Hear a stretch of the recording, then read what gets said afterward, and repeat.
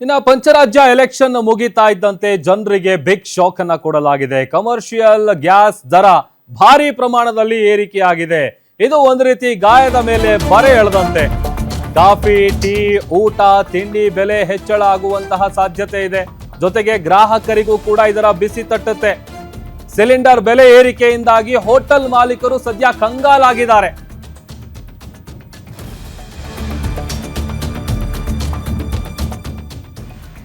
ನೋಡಿ, ಸಿಲಿಂಡರ್ ಬೆಲೆ ಭಾರಿ ಪ್ರಮಾಣದಲ್ಲಿ ಏರಿಕೆ ಆಗಿರೋದು ನಿಜಕ್ಕೂ ಕೂಡ ಹೋಟೆಲ್ ಮಾಲೀಕರು ಕಂಗಾಲಾಗಿದ್ದಾರೆ. ಕೋಲಾರದಲ್ಲಿ ಹೋಟೆಲ್ ಮಾಲೀಕರು ಆಕ್ರೋಶ ಹೊರ ಹಾಕ್ತಾ ಇದ್ದಾರೆ.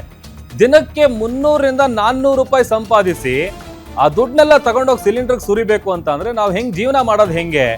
ಸರ್ಕಾರಗಳು ಕೂಡಲೇ ನಮ್ಮಂಥವರ ಕಷ್ಟಕ್ಕೆ ಸ್ಪಂದಿಸಿ ಪರಿಹಾರ ಕೊಡಬೇಕು. ಜೀವನ ಬಹಳ ಕಷ್ಟ ಅಂತ ತಮ್ಮ ಅಳಲನ್ನ ತೋಡ್ಕೊಂಡಿದ್ದಾರೆ ಹೋಟೆಲ್ ಮಾಲೀಕರು. ಈಗ ಆಲ್ರೆಡಿ ಮೊನ್ನೆ ಯಾವಾಗ ಯುದ್ಧ ಆರಂಭ ಆಯ್ತಲ್ಲ, ಅದಾದ್ಮೇಲೆ ಗ್ಯಾಸ್ ಎಮರ್ಜೆನ್ಸಿ ಶುರು ಆದ್ಮೇಲೆ ಬಹಳಷ್ಟು ಹೋಟೆಲ್ಗಳಂತೂ ಬೀಗ ಹಾಕಿದ್ದಾರೆ. ಯಾಕಂತಂದ್ರೆ ನಿಭಾಯಿಸೋದಕ್ಕಾಗ್ತಿಲ್ಲ. ಈಗ ಸಿಲಿಂಡರ್ಗಳೇ ಸಿಗ್ತಾ ಇಲ್ಲ. ಅಂಥದ್ರಲ್ಲಿ ಹೆಚ್ಚು ಕಡಿಮೆ 1,000 ರೂಪಾಯಿ ರೇಟ್ ಜಾಸ್ತಿ ಮಾಡಿದಿರ ಅಂತಂದ್ರೆ ನಾವು ಸಣ್ಣ ಪುಟ್ಟ ಹೋಟೆಲ್ಗಳು ಇಟ್ಕೊಂಡಿರೋ ಪರಿಸ್ಥಿತಿ ಏನು? ಈಗಲೇ ದುಡಿಯೋದು 3 ಕಾಸು, ಖರ್ಚು ಮಾಡೋದು 6 ಕಾಸು, ಆ ಥರದ ಪರಿಸ್ಥಿತಿಗೆ ಬಂದು ನಿಂತಿದೆ. ಜೊತೆಗೆ ಇದೆಲ್ಲದರ ನಡುವೆ ಈಗ ಹೋಟೆಲ್ನಲ್ಲಿ ನೀಡುವಂತಹ ಮೆನು ಏನಿರುತ್ತೆ ಅದರ ರೇಟನ್ನು ಕೂಡ ಅನಿವಾರ್ಯವಾಗಿ ಹೆಚ್ಚಳ ಮಾಡಬೇಕಾದಂಥ ಪರಿಸ್ಥಿತಿಯಲ್ಲಿ ಹೋಟೆಲ್ ಮಾಲೀಕರು ಈಗ ತಗಲಾಕೊಂಡಿದ್ದಾರೆ.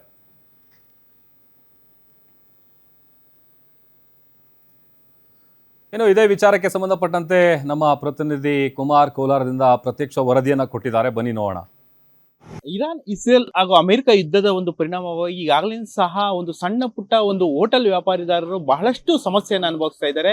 ಆದರೆ ಇವತ್ತು ಒಂದೇ ದಿನ ಕಮರ್ಷಿಯಲ್ ಸಿಲಿಂಡರ್ ಬೆಲೆಯನ್ನ 993 ರೂಪಾಯಿಗಳು ಏರಿಸಿರುವಂತಹ ಒಂದು ಪರಿಣಾಮವಾಗಿ ಬಹುತೇಕವಾಗಿ ಈ ಸಣ್ಣ ಪುಟ್ಟ ವ್ಯಾಪಾರಸ್ಥರು ಏನಿದ್ದಾರೆ, ಹೋಟೆಲ್ ವ್ಯಾಪಾರಸ್ಥರು ಏನಿದ್ದಾರೆ, ಬಹುತೇಕವಾದಂತಹ ಸಮಸ್ಯೆಗಳಿಗೆ ಸಿಲ್ಕೊಳ್ತಾ ಇದ್ದಾರೆ. ಯಾಕಂದ್ರೆ ಬಹುತೇಕ ಈಗಾಗಲೇ ಸಹ ಜಾಸ್ತಿ ಆಗ್ತಾ ಇದೆ.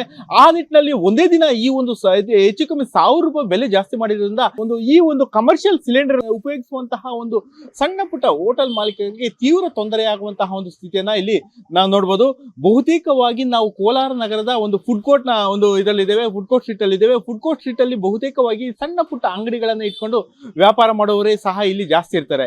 ಇಲ್ಲಿ ಬಹುತೇಕವಾಗಿ ಈಗಾಗಲೇ ಸಹ ಯಾರೋ ಕೆಲವರು ಮಾತ್ರನೇ ಅಂಗಡಿಗಳನ್ನ ಓಪನ್ ಮಾಡಿರೋದು, ಮತ್ತೆ ಬಹುತೇಕ ಅಂಗಡಿಗಳನ್ನ ಕ್ಲೋಸ್ ಈಗಾಗಲೇ ಮಾಡಿದೆ. ಯಾಕಂದ್ರೆ ಕಮರ್ಷಿಯಲ್ ಸಿಲಿಂಡರ್ ಸಿಗೋದೇ ಸಹ ಕಷ್ಟವಾದಂತಹ ಒಂದು ಸ್ಥಿತಿ ಈ ಒಂದು ಕೋಲಾರದಲ್ಲಿ ಈಗಾಗಲೇ ಎದುರಾಗಿದೆ. ಸಿಕ್ಕರೇನು ಸಹ ಸಾಕಷ್ಟು ದುಡ್ಡನ್ನ ಕೊಡುವಂತಹ ಒಂದು ಅನಿವಾರ್ಯತೆ ಇಲ್ಲಿ ಎದುರಾಗ್ತಾ ಇರುವಂತಹದನ್ನ ನಾವು ಇಲ್ಲಿ ನೋಡ್ಬೋದು. ಬಹುತೇಕವಾಗಿ ಈ ಒಂದು ಕಮರ್ಷಿಯಲ್ ಸಿಲಿಂಡರ್ಗಳ ಒಂದು ಸಮಸ್ಯೆ ಯಾವ ರೀತಿ ಇದೆ ಅನ್ನೋದನ್ನ ಇಲ್ಲಿನ ವ್ಯಾಪಾರಿಗಳನ್ನ ಕೇಳಿ ತಿಳ್ಕೊಳ್ಳೋಣ. ಸರ್, ಕಮರ್ಷಿಯಲ್ ಸಿಲಿಂಡರ್ ಇವತ್ತು 1,000 ಹತ್ತಿರ 1,000 ಜಾಸ್ತಿ ಮಾಡಿದೆ, ಏನ್ ಹೇಳ್ತೀರಾ ಇದಕ್ಕೆ?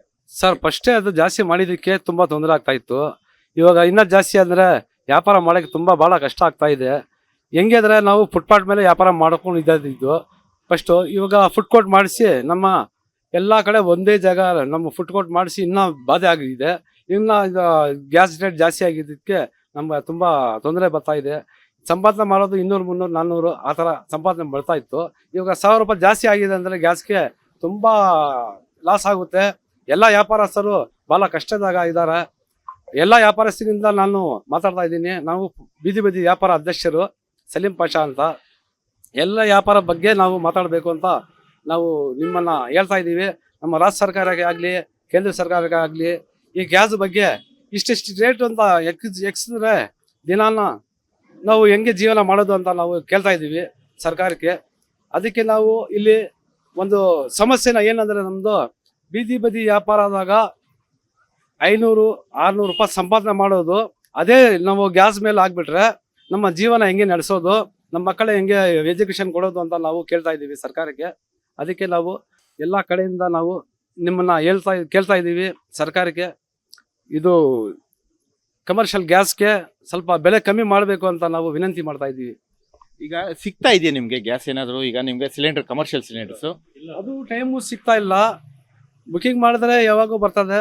ಅದು ನಮಗೆ ಭಾಳ ಕಷ್ಟ ಐತೆ. ಇವಾಗ ಅಡುಗೆ ಮಾಡ್ತಾ ಇರ್ತೀವಿ, ಅರ್ಧಂಬರ್ಧಮ್ ಖಾಲಿ ಆಗಿಬಿಟ್ರೆ ಅದು ಒಂದು ಲಾಸ್ ಮೇಲೆ ಲಾಸ್ ಆಗ್ತಾ ಇದೆ.